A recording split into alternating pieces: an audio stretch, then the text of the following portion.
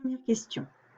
La fonction cosinus x sur l'intervalle 0, pi sur 2 exclu est strictement positive. Donc, la fonction racine carrée de cosinus x est dérivable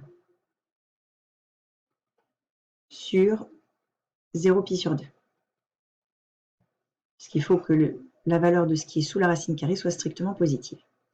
Ainsi, f' de x est égal à u', c'est-à-dire la dérivée de cosinus x, c'est-à-dire moins sinus x, sur 2 racines de u de x, donc 2 racines de cosinus x.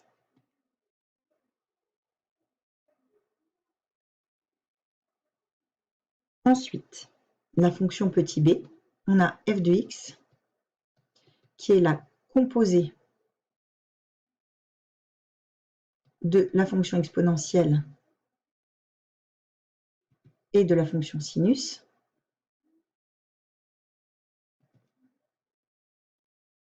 Donc, elle est dérivable sur R.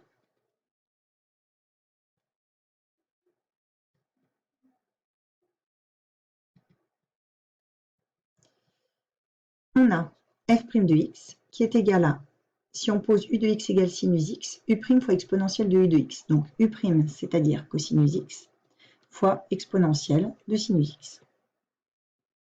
Que l'on peut écrire encore sous forme puissance, comme cosinus x, e puissance sinus x. Et enfin, dernière configuration, on a la fonction f de t qui est le produit d'une fonction cosinus dérivable sur R et d'une composée d'une exponentielle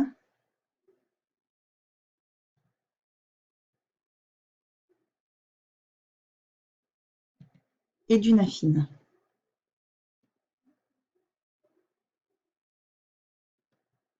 Donc, elle est dérivable